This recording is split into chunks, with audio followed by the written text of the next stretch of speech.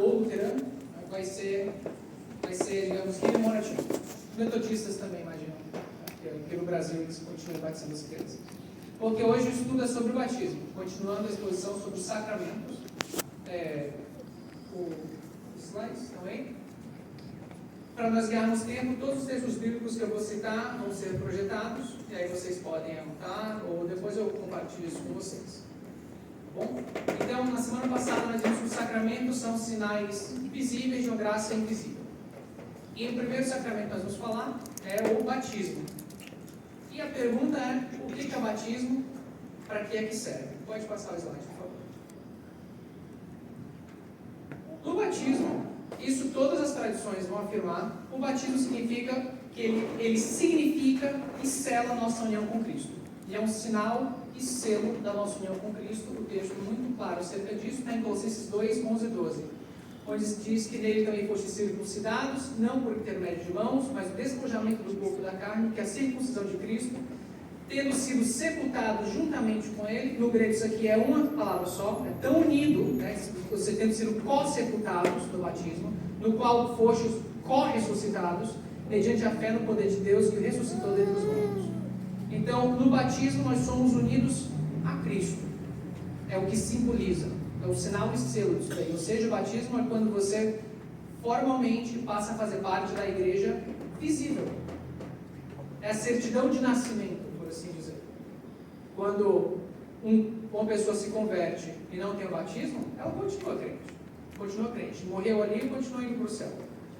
Mas o ordinário é que ela vai se juntar à comunidade de crentes e vai receber esse selo. Do mesmo modo que um brasileiro nasce e ele não passa a ser brasileiro no momento que o cartório expede esse selo de nascimento. Ele já é brasileiro por direito de nascimento. Mas a prova de que ele é brasileiro estará lá quando o cartório expedir. O sacramento ele tem essa questão objetiva. E o que é necessário para o batismo? Uma coisa que não pode passar o slide, por favor. Ainda falando sobre sinal e selo, não está apenas em Colossenses. Nós não devemos basear doutrinas em um único texto, tem que ter esse eco na Bíblia. Romanos 6,4 fala que nós somos sepultados pela morte, pelo batismo. Como Cristo foi ressuscitado entre os mortos da glória, etc. e tal. Em Gálatas 3,27, antes de falar que não há homem nem mulher, judeu nem grego, escravo ou senhor aos olhos de Deus, o que ele diz? Todos quantos fostes batizados em Cristo, de Cristo vos revestistes. Ou seja, você foi batizado e revestiu-se de Cristo. Aí o versículo 28 é que ele fala, porque para Deus não tem homem e mulher, escravo, servo, judeu e grego, tal. Ou seja, ontologicamente, uma completa igualdade, ontologicamente, no ser, o que você é? Você está unido a Cristo. O que a gente falou no domingo passado, Deus não ama mais alguém por ser uma mulher, por ser pai ou filho, por ser servo ou senhor. Ontologicamente, igualdade absoluta, porque você foi batizado e unido a Ele. E esse sinal e selo, para encerrar o Evangelho de Mateus, o que ele diz? Batizando-os em nome do Pai, do Filho e do Espírito Santo, ou seja, né, entrando na igreja, e a partir desse aqui é o crescimento, ensinando-os a guardar todas as coisas que vos tenho ordenado. Então, Cristo coloca lá o que é essencial, o batismo, ele é em água e é em nome da Trindade. O modo não é essencial. Eu cresci numa tradição, que é a Revelação Batista, que vai dizer que o modo é essencial, sim. O batismo só é de verdade se for por imersão. Cobre completamente, sai completamente. Era assim na CCD? Né? Então, aqui em Mateus 7,4, nós temos 3 modos presentes de batismo. Ali eram os fariseus reclamando, Jesus, seus discípulos não vão se lavar? O lavar cerimonial, né? Não é o lavar higiênico, o lavar cerimonial. Né? Então, porque os fariseus, quando voltam da praça, não comem sem se aspergirem, no grego está batizarem, certo? E há muitas outras coisas que receberam para observar, como a lavagem de copos, jarros e vasos de metal e camas. Ou seja, quando o fariseu voltava, né, como é que você se lava? O fariseu não volta no mercado e dá um pulo na piscina, né? Nem tem isso daí. Então, ele se batizar, ele se asperge. Já copos, jarros e vasos, você consegue até emergir na bacia. Não é problema. Você pode aspergir, como pode né, emergir. E camas. Alguém acredita que o cara chegava do mercado, jogava o sofá, a cama, a liteira na piscina e depois tirava? Não, né? Então o que acontece? Eles vão dizer, mas olha, batismo, a palavra batismo significa imergir. Aí eu respondo, verdade. Denotativamente significa imergir. Você sabe o que significa denotativo? Denotativo é o significado básico do dicionário. Mas conotativamente, não. Vou dar um exemplo para vocês. Você fala que Deus é incrível. Vocês vão interpretar que eu sou ateu, porque eu disse que é incrível, né? Não passivo de dizer incrível, pela etimologia ateu. Ou vão interpretar o contrário, a conotação de que na verdade Deus é maravilhoso, não dá nem para acreditar, é uma figura de linguagem. Batismo é a mesma coisa. O batismo está lá em Marcos 7,4, né?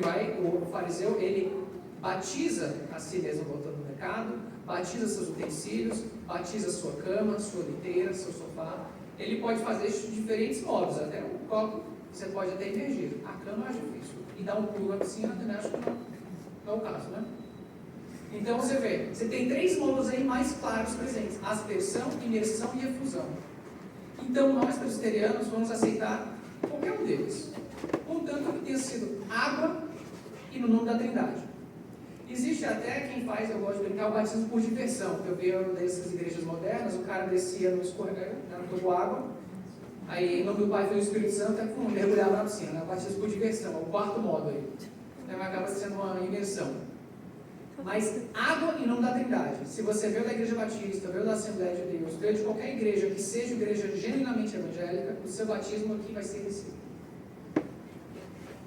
Isso quer dizer, então, que nós não temos convicção, já que a gente aceita outros modos, porque nós praticamos a aspersão. Vamos já mostrar por quê. Não é verdade. A aspersão é aquele modo que há o maior atestado bíblico de prática. Vamos dar uma olhada no próximo slide, por gentileza. O modo mais atestado que nós encontramos na Bíblia, justamente desse batismo cerimonial, desse aspecto cerimonial envolvendo água, é o de aspersão. É o verbo hebraico zará. E Ezequiel 36, 25 é o que tem de mais específico. É quando Deus fala, olha, eu vou trazer vocês de novo do exílio, eu vou reunir o povo, eu vou tirar um coração de pedra, dar um coração de carne, eu vou mudar como são as coisas, vou dar um novo espírito e tal. Ele fala, então aspergirei água pura sobre vós e ficareis purificados de todas as vossas imundícias e de todos os vossos ídolos os purificarei. O lavar com água cerimonial, que já havia na religião testamentária, envolvia a aspersão, o jogar a água. Nós vemos isso, inclusive, no sangue do sacrifício, Levítico 7,2, no lugar onde imola o holocausto, imolarão a oferta pela culpa, e o seu sangue, o que você faz com o sangue? Asperge sobre o altar. O que você fez com o sangue do cordeiro pascal no umbral das portas? Pegou e aspergiu. Você não arrancou a porta, mergulhou na bacia de sangue e voltou. Nem você fez a efusão, né? Aspergiu. Interessante que essa questão da aspersão não está presente só na água. Jó 2,2, quando está todo mundo triste, os amigos chegam, não é a desgraça que aconteceu com Jó. Cadê Jó, aquele nosso amigo? Feliz, né? Realizado, rico, com os filhos. Aí vem a desgraça coberta na cabeça, aos pés, cheio de tumor e tudo mais, levantando eles de longe os olhos e não reconhecendo, erguer ao pó de chorar, né? Adão rasgando seu manto, lançava pó ao ar sobre a cabeça. Esse lançava ao ar é justamente aspergia o pó. Eu não coloquei, mas se vocês forem ver na segunda e na terceira praga, Moisés asperge o pó e vem lá os biscoitos, a terceira praga. E interessante que Paulo, quando fala de batismo, 1 Coríntios 10, versículo 2, ele diz o seguinte: tendo sido o povo, né, batizados, assim na nuvem como no mar, com respeito a Moisés, ele vai continuar comentando. Quando o povo passa por entre o mar vermelho, você tem aquela água suspensa, né, aquela neblina, aquela suspensa, ele chama isso de batismo. Já os egípcios foram os únicos que acabaram submersos. Os únicos que acabaram com a água que pisou na cabeça. E não foi batismo, né? Não foi batismo. Então, o testemunho bíblico da prática veterotestamentária, do lavar cerimonial, que é de onde vem a ideia de batismo, desse lavar cerimonial. Jesus não inventou uma coisa do nada. O testemunho lá em Gênesis, o testemunho em Gênesis não, é o testemunho em Levítico, o testemunho nos livros poéticos, o testemunho nos livros históricos, primeiro em 2 Reis 13, quando Uzias vai lá sacrificar, ele aspergiu o sangue seguindo os ditames da lei, é o quê? Aspersão. Então, nós aceitamos outros modos. Se for em água da Trindade, no Igreja Legítima, está valendo. No entanto, a nossa prática é aspersão, e não é porque nós não temos convicção, porque nós temos sim a convicção de que é a prática mais atestada na Bíblia. Já imergir alguém no sangue, ou imergir alguém no pó, isso não acontece. E nem a efusão, derramar o sangue sobre alguém. Você tem até a unção com óleo, né? Davi unge, né? É ungido por Samuel e tal, ali é uma efusão. Você derramar. Eu acho que no Brasil as igrejas congregacionais praticam efusão. Pegam, não sei se as assembleias fazem isso, na imersão lá, né? Imersão. Eles pegam, fosse uma jarra, o cara está aqui ajoelhado, vai e joga água nele. Né? Efusão. Então, a prática mais comum é a aspersão. O que não deveremos impressionar numa terra que é metade desértica e que não tem grandes rios. Pode passar o slide, por gentileza. Esse comentário dos egípcios emergidos é muito interessante. Eles foram emergidos e morreram. Foi. E o que eu acho mais interessante é que Paulo chama de batismo o passar pela água suspensa. Ou seja, como o que desceu para o Egito foi uma família. O que saiu do Egito foi um povo. Se passar pelo Mar Vermelho for um batismo, a lei, receber a lei no Sinai é como se fosse a produção de fé. Aí o povo é formado. Então Paulo chama aquilo de batismo. E não houve imersão. Interessante, não é? Mas então, dito isso acerca do modo, que é uma coisa menos polêmica, acho que é menos polêmica, não é todo mundo que vai dizer, não, tem que ser tal modo, sim. Mas agora sim entra a questão que gera mais discussão. Então, quem que pode receber o batismo? A pergunta, então, que nós devemos fazer, antes de começar a responder isso, é qual que é a base do batismo? Porque para eu responder quem pode receber o batismo, eu tenho que entender o que é. Qual que é a base dele?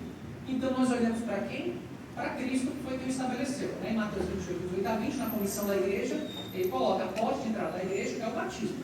Então, vocês vão por todas as nações, batizando em nome do Pai e do Espírito Santo, ensinando a guardar. Né? Ou seja, o batismo não é o diploma de crente. Né? Agora você está bom o suficiente para receber o batismo. Você tem o batismo e você vai ver o resto da vida aprendendo a viver a vida cristã. João Calvino diz que ninguém jamais se forma na escola do Espírito. Ninguém jamais se forma. Então, Cristo estabeleceu, e aí então, por que é que o batismo existe? O que é que difere a nossa prática da antiga prática da intertestamentária? Vamos olhar então para o batismo de Jesus Cristo. Pode passar o slide, por gentileza? Eu coloquei aqui, um ao lado do outro, os 3 relatos que há do batismo de Jesus. Os 3. Em Mateus, Marcos e Lucas. Na verdade, existe um relato também em João, mas a gente vai ver daqui a pouco. Mas eu botei os sinóticos. Vocês podem ver que tem em comum, né? Está a água, está o povo, o Espírito desce em forma de pomba e tem uma voz que fala. Dos 3, eu até botei em negrito, este é meu filho amado, ou então tu és meu filho amado, em ti me comprazo. Amado, comprazo. Amado, comprazo. Nós vamos ver, em várias ocasiões dos evangelhos, que há um expediente do autor ali. Mateus, Marcos e Lucas, eles estão olhando, eles querem falar as coisas para um propósito específico, então vamos ressaltar coisas específicas. Onde um demora mais tempo, outro demora menos tempo. Nesses aqui, eles estão bem parecidos. O que é que eles estão fazendo aqui? Eles estão fazendo uma alusão a um texto da Bíblia. Veja, quando a profecia é cumprida, e nós vemos isso, por exemplo, na 4ª palavra da cruz, quando Jesus está lá, eu acho que é a 4ª palavra, Jesus está lá, crucificado, ele fala, Deus meu, por que me desamparaste? O que ele está fazendo?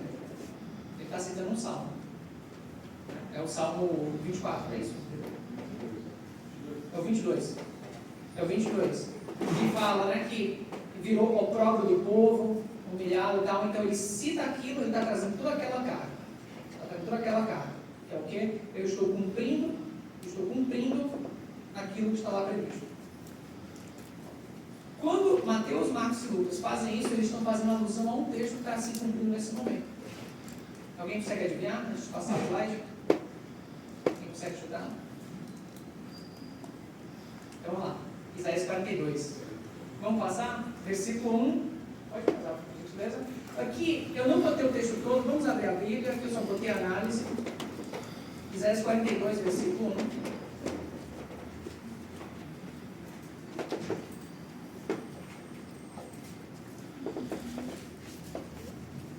Vejam se vocês identificam o teor daquilo que está escrito.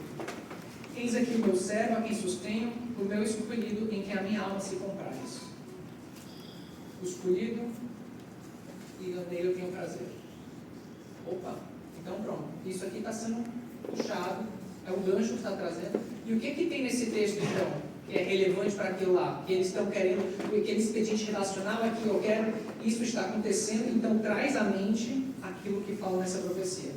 Vamos dar uma olhada? Então, no versículo 1 é quem esse servo de Deus é.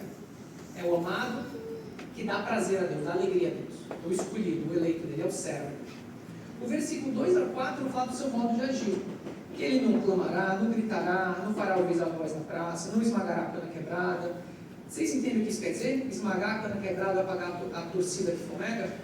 Você imagina você está andando no deserto e tem aquelas... que ajuda, você ajuda aí, né? Aí tem aquelas canas do deserto, aqueles juncos que tem lá. Aí se tem uma que está caída no chão, ele não pisa, ele não deixa um rastro. Se tem uma que está tão quente, que está saindo até fumaça, está quebrada, está torcida, que está fumegando, ele não vai lá arrancar. Ou seja, onde ele passa, não é quase como se fosse o cicio que nós vemos em Elias. Ele não passa deixando rastros, ele passa suavemente no deserto. Suavemente, é como ele vai agir. Lembra que Jesus fala, olha, vocês discípulos vão, se não receberem, batam o pó da sandália, sigam adiante, lembra disso? Ele não vai forçar a barra a ninguém. Ele estava, os discípulos até, estavam esperando alguém que fosse liderar um exército para poder desalojar os romanos, acabar, formar um... Estavam esperando não Judas Macabeu. Aqui, não.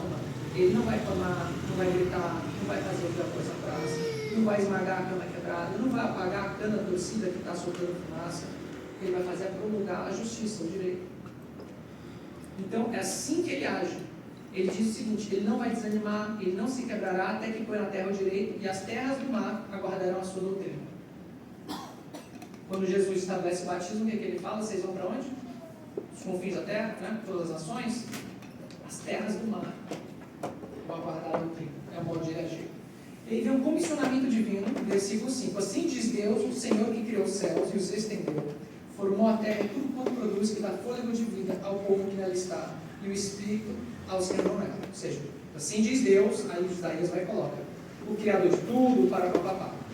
E depois vai entrar no discurso de Deus. Ou seja, o ministério de Cristo é o ministério de comissionamento divino. E nós vemos isso em João 1, 32 a 34. Vocês abram as suas Bíblias, vale a pena. Esse aqui é o relato de João do batismo de Jesus. Ele não fala sobre a descida das águas, ele fala da perspectiva de João Batista explicando o que aconteceu depois. João 1, 32 a 34. João Batista ele vai e diz o seguinte, João 1, 32 a 34. Vi o Espírito descer do céu como pomba e pousar sobre ele. Eu não conhecia. Aquele, porém, que me enviou a batizar com água, ou seja, Deus me disse, aquele sobre quem vires descer e pousar o Espírito, esse é o que batiza com o Espírito. Pois eu de fato vi e tenho testificado que ele é o Filho de Deus.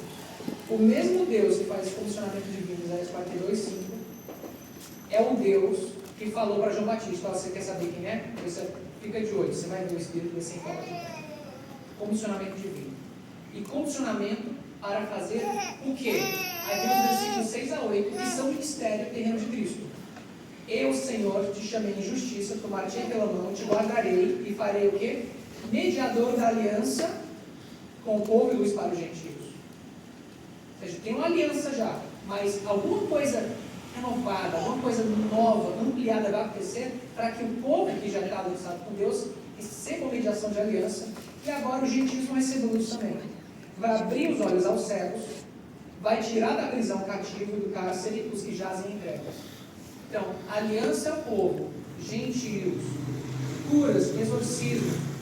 Aqui tem a questão da glória, eu sou o Senhor, este é meu nome, a minha glória não daria a outra, e essa da glória não vai entrar hoje, talvez em alguma outra ocasião. Mas aliança com o povo, com gentios, curas, exorcismos, milagres, o que é isso senão o ministério terreno de Cristo? Inclusive, no ano cristão, no calendário litúrgico, você tem lá o Natal, 25 de dezembro. 1º de janeiro, 8 dias depois, a circuncisão do Senhor. 8 dias foi circuncidado. No dia 6 de janeiro, celebra-se o dia de Reis, que é a epifania, né, dos pagãos deram de longe para lá. Exorcismo, ele expulsou os demônios. Lembra que ele...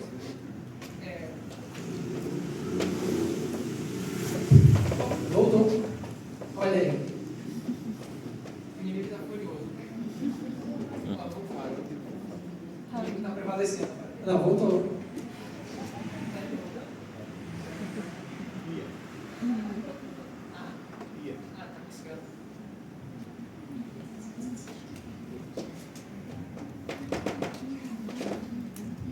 Obrigado.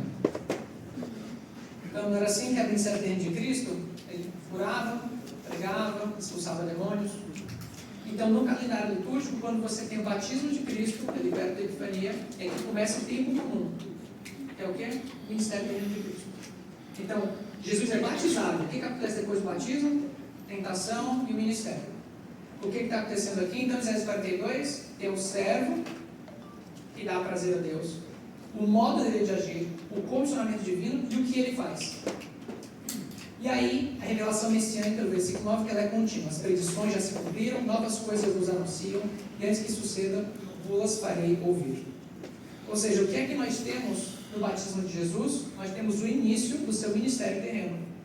O que é que nós temos no batismo cristão? No nosso batismo. Nós temos o início do ministério cristão, o início do ministério da igreja em nossa vida, justamente a entrada na aliança. E vejam só, o batismo, então, não é algo que eu faço. O batismo é algo que eu recebo. Estão vendo? Eu recebo a graça do batismo assim como eu recebo a graça da Santa Ceia. Não é algo que é baseado na minha confissão. Nós vamos ver que a confissão é necessária para os prosélitos adultos, mas não é baseado nisso. A base do batismo cristão é justamente a ação de Jesus. É a mesma base da ceia. Não é o meu fazer, é o meu receber.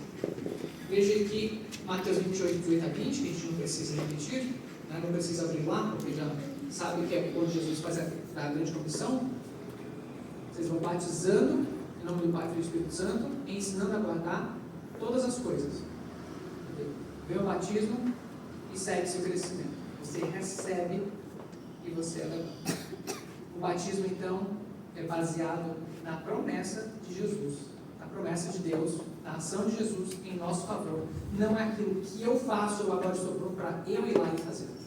Vamos passar o slide, por gentileza? Nós falamos de aliança aqui, Isaías 42, da aliança estendida. E justamente no dia que a igreja é parida, lembre-se, a igreja ela é concebida na eternidade, Efésios 1, 3 e 4, na eternidade Deus decretou os eventos. Ela é concebida, digamos, então ela é decretada na eternidade, ela é concebida na criação, ela é gestada ao longo do Antigo Testamento, e no dia de Pentecostes ela é parida, na sua forma final. No dia de Pentecostes, Pedro prega, as pessoas perguntam, então o que é que eu vou fazer? E ele vai e responde, para vós outros é a promessa, para vossos filhos, para todos que ainda estão longe, isto é, para quantos o Senhor nosso Deus chamar. Isso é uma ampliação da aliança que tem em Gênesis 17, 7. Quando tem a circuncisão, o sinal da aliança, né? É para tu e tua semente. Acontece o seguinte, que em ti serão benditas todas as famílias da terra, não é verdade? Nunca a aliança foi feita para ficar restrita ao círculo imediato de Abraão, o círculo étnico imediato. Todas as famílias da terra seriam benditas nele. E está aqui isso sendo cumprido. Efésios 3,6, que nós vimos alguns domingos atrás, Paulo fala do grande mistério, que foi o quê? O chamamento dos gentios. Então os gentios são co-herdeiros, membros do mesmo corpo e coparticipantes da promessa em Cristo Jesus por meio do Evangelho. Lembra que Isaías 42, versículo 9, nós lemos aqui, né, que as primeiras predições se cumpriram e novas coisas eu vos anuncio, está aqui Paulo dizendo, isso é um grande mistério, os gentios também pertencem a isso daqui. Não mistério porque estava completamente no escuro, mas porque estava coberto e agora revela-se. Os gentios pertencem também. Aliança. Batismo não tem a ver de modo basilar com a nossa confissão de fé. Tem a ver com a aliança de Deus. A confissão de fé é derivada, ela não é a base. Então, em Gálatas 3,14, ele repete esse argumento para que a bênção de Abraão chegasse aos gentios em Jesus Cristo, a fim de que recebêssemos pela fé o Espírito prometido. Então você vê, a bênção de Abraão, a aliança, aquilo que justamente nós vimos em Isaías 42, que ia ser mediado para o povo, luz para os gentios, é aquilo que no batismo de Jesus está sendo trazido quando os 3 evangelistas citam: meu filho amado, em quem me compraste. Vocês conseguem ver? Até aqui não tem ação do homem. Até aqui tem só a ação de Deus, a aliança de Deus com a humanidade, o beneplácito, o prazer, a boa vontade de Deus de não deixar que toda a humanidade se perca, mas de salvar o seu remanescente. Então, o que é que nós vemos? A aliança com Abraão é a mesma que nós temos hoje, a mesma substância, mas ela tem uma distinta administração. Se naquela época a aliança era administrada pelo despojamento literal da carne, na circuncisão, agora nós temos uma ampliação. Se antigamente eram apenas israelitas e meninos que recebiam esse selo, agora nós temos que gentios de todos os lugares do mundo e meninas também o recebem. Na antiga aliança, as meninas, digamos, observavam a circuncisão, dando-se em casamento a apenas homens circuncisos. Mas agora, na nova aliança, elas também recebem o selo do batismo. Vocês veem que ela expande-se em substância mesma. Em substância mesma. O que mudou é o modo de administração. A aliança é estendida, porque aqui o batismo de Cristo aponta para Isaías 42, que é o servo do Senhor, que ele veio fazer justamente isso. A aliança para o povo, luz para os gentios. Próximo slide, por favor. Então a pergunta, quem pode receber o batismo, nós deveríamos reformulá-la o seguinte: tá bom, e quem podia receber a circuncisão? Porque se a substância mesma muda o modo externo de admissão, o racional por trás de um deve persistir no outro também. Então vamos lá. Filhos, vocês sabem que receber a circuncisão. Isso aqui já está muito claro. Ninguém disputa isso. Mas e se um estrangeiro quisesse fazer parte do povo? Se um adulto se convertesse e quisesse observar a Páscoa também, o que é que ele faz? Êxodo 12, 48 e 49 fala: peraí, se algum estrangeiro se hospedar contigo e quiser celebrar a Páscoa do Senhor, seja circuncidado todo macho. E então se chegará e observará, e será como natural da terra, mas nenhum incircunciso comerá dela. A mesma lei age para o natural e para o forasteiro, que peregrinar entre vós. A aliança, mesmo na sua forma antiga de administrar, ainda tinha a prescrição para o convertido. O convertido, ele pede para receber a circuncisão. Do mesmo modo que um convertido adulto, ele pede para receber o batismo. Mas exige-se isso daquele que já é filho da aliança? Exige-se isso daquele que já é semente aceitável a Deus? Não. Mas você pede sim no prosélito. E isso é repetido no números 9 e 14. Vamos passar para ver como que... Passa o slide, por gentileza. Vamos ver como que esse padrão se repete no Novo Testamento, já na Nova Aliança. Eu não estou inventando coisa. Eu peguei aqui exemplos claríssimos de como se repete. Atos 2, 38 e 39, nós vemos que a promessa é para vós, os vossos filhos e os que estão longe, ou seja, os eleitos que um dia serão despertos. Atos 8, 36 e 37, eu não vou botar o texto, vocês anotem aí, depois passo os slides. O eunuco pergunta a Filipe: o que impede de ser batizado? Tem água aqui. O etíope, um africano, pediu. Ele de fato tem que pedir, ele era o de fora. Ele é um prosélito. Passam-se 2 capítulos, Cornélio recebe a visita de Pedro, e ele é batizado, e toda a família dele. Mas vamos seguir na Bíblia, já que são capítulos próximos. Atos 10, 47 e 48. 10, 47 e 48. Porventura pode alguém recusar a água para que não sejam batizados estes, que assim como nós receberam o Espírito Santo? E ordenou que fossem batizados em nome de Jesus Cristo. Então ele pediu que permanecesse com eles por alguns dias. Aqui vocês vão ver que estava a família toda de Cornélio, vocês forem ler já a partir do 40. Então, nós temos que Cornélio e família estão sendo batizados. Aí, cadê? Sim, aí, e o romano, né? Então você vê que até a distribuição geográfica está ampliando. O etíope, aí o romano, aí Paulo está na Turquia agora. Está em Tiatira, onde tem uma Lídia, que é uma grega da parte asiática, e lá ela se converte. E ela está em Filipos, mas Lídia é de Tiatira. E depois de ser batizada, ela e toda a sua casa nos rogou, dizendo: se julgais que eu sou fiel ao Senhor, entrai em minha casa e edificai, e nos constrangeu a isso. O único modo de você achar que aqui tem um prosélito adulto e não tem crianças é o argumento do silêncio. Não está explícito que há crianças presentes. Mas família sem crianças é uma coisa dos anos 70 para cá. É uma coisa da popularização dos anticoncepcionais para cá. Quantos filhos tinha a avó de vocês? 12, né? Tipo, e antes de existir previdência, se fazia previdência como? Em filho, né? É muito pouco razoável supor que uma família de uma mulher em atividade econômica não tem filhos. Simplesmente não é algo que a demografia histórica vai testemunhar. Então você tem Lídia com sua família sendo toda batizada. Lídia vai lá, chefe da família, se ela é chefe da família, não sei se ela é uma viúva, é toda a família. Aí, Atos 16, 30, 33, tem mais um exemplo. Agora, Paulo está do lado europeu da Grécia. No caso, já estava do lado europeu, é que Lídia de Tiatira, que é do outro lado, mas ele agora está com um carcereiro que é de Filipos. Ou seja, da parte norte, né? Grego da Macedônia. E ele tem um terremoto, abrem-se as grades da prisão e tudo, eles não fogem, o cara fica com medo, não, fica tranquilo, está todo mundo aqui. Aí, 16:30, o que devo fazer para ser salvo? Ele pediu, o prosélito pediu: crê no Senhor Jesus, será salvo, tu e tua casa. E eles pregaram a palavra de Deus e a todos os de sua casa. Se ele tinha escravo, entrou nisso também, que Êxodo 12:43 faz a provisão para o escravo, que se você circuncida o seu escravo também. Né? Então aqui teria batizado também. Naquela mesma hora da noite, cuidando deles, lavou-lhes os vergões açoites, a seguir foi ele batizado, e todos os seus foram batizados.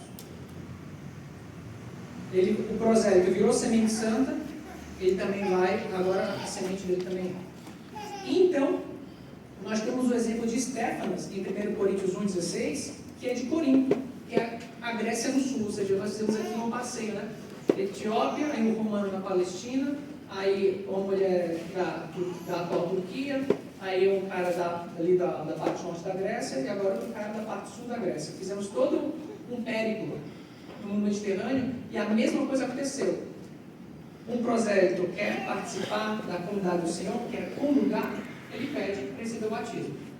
Isso não é exigido dos seus, da sua casa, da semente santa.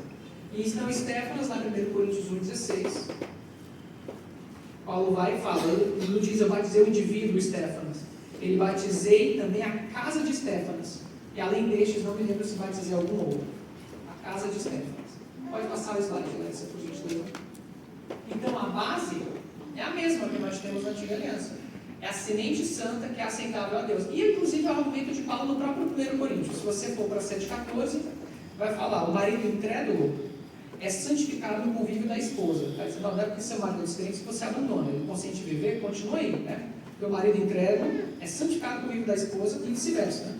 A esposa incrédula é santificada no convívio do marido crente. De outra sorte, vossos filhos seriam impuros, porém agora são santos.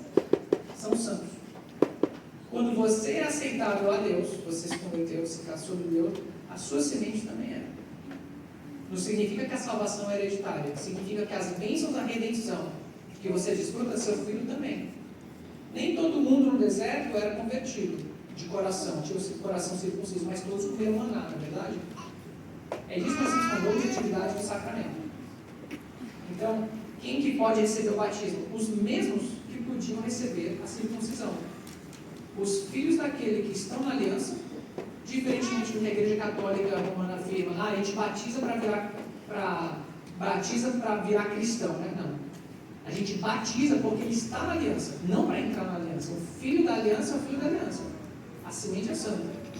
A gente batiza para dar o selo, para dar o selo da aliança. Assim como eu dou o certidão de nascimento, não é para o filho virar brasileiro, ele já é brasileiro. E o prosélito que quiser pedir, o adulto que quiser pedir.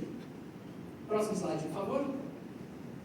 E dos versículos, então, acabamos. Você vê, o batismo, então, ele é um sinal e selo da união com Cristo. Ele não é uma inovação, uma ruptura do Novo Testamento com o Antigo. Ele é uma continuidade e expansão.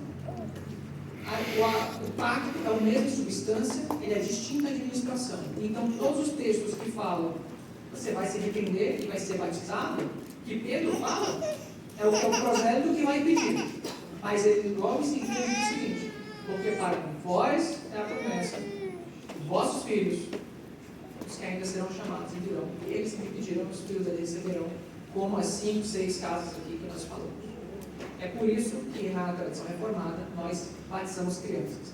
Não é um resquício do catolicismo romano, porque a base do batismo deles é completamente diferente da nossa, mas sim uma questão de convicção pautada na aliança que o Senhor fez com Abraão, a qual ele tem honrado desde aquela época, desde a idade de bronze até hoje, e vai continuar honrado até o dia de Jesus. Então, agora vamos abrir para perguntas, que é o que estava esperando. Correto. O batismo dele era um batismo de purificação semelhante ao que nós temos o que os fariseus faziam, que em Ezequiel nós vemos. A ideia da água aspergida com ritual de purificação e arrependimento era algo que já existia na religião veterotestamentária. Mas que para João era uma ruptura muito grande com a raiz dele. O pai de João era o quê? Sacerdote, né? Um saduceu. Aí chega um filho do saduceu e diz: não, pera aí, para se acertar com Deus, você só tem que se arrepender. Foi um sacrifício. Se o saduceu vem pro tempo, né? Você vê que você não tem saduceu por aí, só tem fariseu por aí. Saduceu só tem em Jerusalém. Aí chega o João e fala: arrependei-vos, igreja do Evangelho. É isso que importa. Então, o batismo de João, tanto que quem recebe o batismo de João, depois lá em Atos, recebe o batismo da nova aliança. Exatamente. Eu nem sabia que tinha o Espírito Santo. Então, o batismo era como se fosse um rito de purificação, de arrependimento, conforme você tem simplificado em Ezequiel, né? Aspergiado para purificar, e os fariseus faziam com a cama. Então, batismo. João ainda é um profeta do Antigo Testamento. Pense assim. Faz sentido? Ele trazia a base do Velho Testamento. Isso, ele é o Malaquias, né? O Malaquias vai e fala, né, que alguém que vai antecipar. Inclusive, Malaquias significa meu mensageiro em hebraico. É o meu mensageiro. Fala que ele vai preparar para vir o sol da justiça e tudo mais. Aí, né? Aí depois ele vem Jesus Cristo. Aí, ele fala. No texto que você passou, as famílias eram batizadas porque o pai da família, Sim. ele aceitou e ele veio para batizar. Mas como que isso vai interagir quando a gente fala de batismo para você se arrependimento? A questão do prosélito. Vamos lá, quem que pode receber esse selo da aliança? O que já está na aliança por nascimento, que é aquele que pede para participar da Páscoa. Aquele que pede para participar da Páscoa, ou quero participar, ou quero aderir a esse povo, então você passa pela circuncisão. Então, me parece que quando você vai batizar, você declarando que eu quero servir a Jesus. Então, eu vou me batizar, mas no caso dos versículos, parece que a família foi batizada simplesmente porque o pai da família quis. Sim, então, e essas pessoas, como que essas pessoas. Se a gente for pensar que talvez nem todos ali quisessem ser cristãos, essa família. Bem, se alguém não quiser, ele não vai perseverar, né? Mas assim, se vamos dizer que alguém se converte, vem para cá, os filhos pequenos vão receber também o batismo. Os filhos menores são todos que estão na aliança. Exato. Como os meus receberam. Se algum dia eles não quiserem mais e virarem transgressores da aliança, aí tem o seguinte, né, que o inferno é mais quente para eles, porque aqui é muito é dado, muito é cobrado. Então o que a gente faz no voto, os votos nós fazemos no batismo. Ler a Bíblia com eles, orar por eles, instruí-los, etc. e tal. Então você batiza, ensinando-os a guardar todas as coisas. Então, se a pessoa que recebe o batismo, recebe a instrução, depois ela se revolta contra isso, se rebela contra isso, que existe caso. Aí é uma outra questão, que é a questão da apostasia. Mas se o Paulo diz, né, que se você tem um dos pais crentes, os filhos são aceitáveis a Deus. Eles podem participar da aliança, podem desfrutar das bênçãos da aliança em comunhão com a redenção. O não batizado, né, ele pode até fazer uma oração, o não batizado. Uma oração válida, porém é irregular, porque ele não está na aliança. Um dia ele vai contra o pastor que batiza, acontece muito, o cara se converte na prisão e não tem como ser batizado, ele está lá, ele faz parte da igreja invisível. Mas no dia que ele receber o batismo, ele vai estar na igreja visível. O batismo ele não coloca você dentro do céu. O batismo coloca você dentro da igreja visível, que é o local ordinário do agir gracioso de Deus.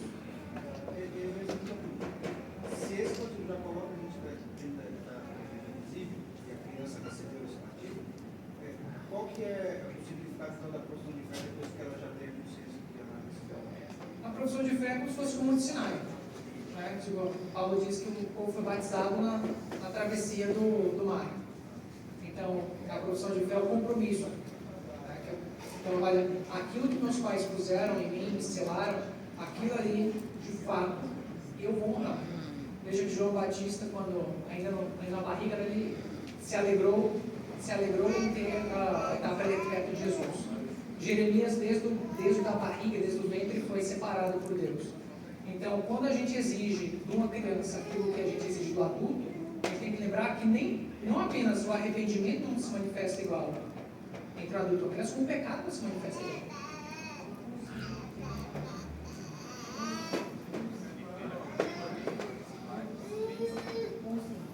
Exatamente, assim, uma vez eu vi uma boa ilustração do pastor Gavin Aiken, ele era pastor aqui em São Paulo, na Igreja Americana em São Paulo, uma área de animação, aquela da capelania da IPB. Ele diz o seguinte, né, que a questão da conversão em si é como se fosse jornada de trem. Você está de um lado e vai chegar a um destino. E você cruzou uma fronteira. Alguns cruzaram a fronteira dormindo e não vão perceber quando cruzaram. Outros vão estar acordados e vão ver o exato momento que aquilo aconteceu. No evangelicalismo brasileiro, por uma série de fatores históricos, há uma ênfase muito grande em você cruzar essa fronteira com o olho aberto. Então, até a pessoa anota na Bíblia, na data que eu me converti, a data que fiz a decisão, que eu pedi isso para entrar no coração e tal. Esse é um tipo de conversão. Mas o ordinário, que deveria ser ordinário, é que as crianças já cresceram na aliança. São tão instruídas no amor do Senhor, que a conversão aconteceu para elas como uma puberdade. Foi uma revolução química no corpo, né? Foi uma revolução espiritual, mas que era apenas o esperado.